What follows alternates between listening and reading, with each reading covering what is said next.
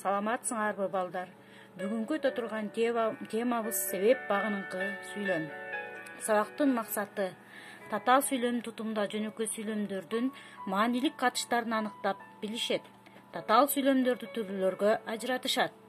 Ой жүгүртүү менен эрежелерге таянып, өз алдынча иштөө жөндөмдүктөрүн арттырышат.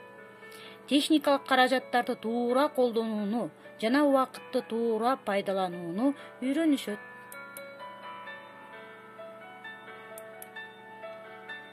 Себеп багыныңкы сүйлөм. Баш сүйлөмдөгү окуянын кыймыл-аракеттин натыйжасынын себебин билдирип, эмнеликтен, эмне үчүн, эмне себептен деген суроолорго жооп берген сүйлөм себеп багыныңкы сүйлөм деп аталат. Себеп багыныңкы сүйлөмдү уюштуруучу грамматикалык формалар гандыктан, үчүн, себептүү, соң, сайын, кийин, ып, ый, бы, ган, да, белем, улам деген формалардын жардамы аркылуу уюштурулуп, андан кийин баш сүйлөм менен байланышат. Мисалы, өлкөдө кырдаал түзүлгөн соң үйдө отуруп окууга туура келди. Балдар, окуу китеби менен иштейбиз.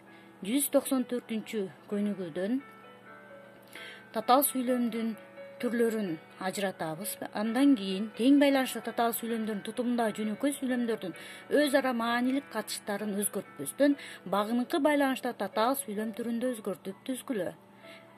Үлгү боюнча мүйүзү бар уй эмес деген сүйлөмдү мүйүзү болгону менен уй эмес же мүйүзү болсо да уй эмес деп багыныңкы сүйлөмгө айландырылган. Zoom аркылуу иштесеңер да болот. Конференцияга кирип, талкуу жүргүзсөңөр болот. Себеби бул көнүгүү силерге ылайыкташтырылган. Эсиңерге салгыла балдар. Багыныңкы сүйлөмдүн түрлөрү: мезгил багыныңкы сүйлөм, орун багыныңкы сүйлөм, шарттуу багыныңкы сүйлөм, карама-каршы багыныңкы сүйлөм, сыпат багыныңкы сүйлөм, салыштырма багыныңкы сүйлөм, себеп багыныңкы сүйлөм, максат багыныңкы сүйлөм, сан өлчөм багыныңкы сүйлөм. Сабакты ышыктоо үчүн атайын көнүгүүлөр берилген. 195-көнүгүүдөн схемалардын баш жара багыныңкы сүйлөмдөрдүн баяндоошторуна жалгануучу мүчөлөрдү аныктагыла. Андан кийин аларды пайдалануу аркылуу сүйлөм түзгүлө. Мисалы, багандан кийин д формасын пайдаланып сүйлөм түзөбүз. Үлгүнү карайбыз. Өзү жалгыз болбогондон кийин башкаларды да ойлоду. Үлгүдө көрсөтүлгөндөй жазып, калган тапшырмаларды аткаргыла. Суроолор жана тапшырмалар силер үчүн. Татаал сүйлөм деп кандай сүйлөмдөрдү айтабыз? Татаал сүйлөмдүн грамматикалык түзүлүшү кандай?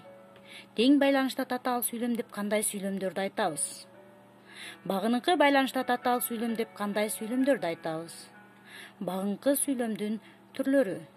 Себеп багыныңкы сүйлөмдөр менен баш сүйлөмдөр кандай формалардын негизинде түзүлөт? Үйгө тапшырма. 196-көнүгүүнү иштейбиз. Багыныңкы сүйлөмдү баш сүйлөм менен байланыштыруучу каражат катары үчүн, соң, кийин, белем деген сөздөрдү пайдаланып, себеп багыныңкы сүйлөм түзгүлө. Эрежелерди жаттап көнүгүү иштөөдө пайдалангыла. Түшүнбөгөн суроолор болсо, мени менен байланышкыла. Сабакты жыйынтыктайбыз балдар. Ушуну менен видео сабак аяктады. Эмки сабакка чейин сак саламатта болгула. Баарыңарга тең ийгилик.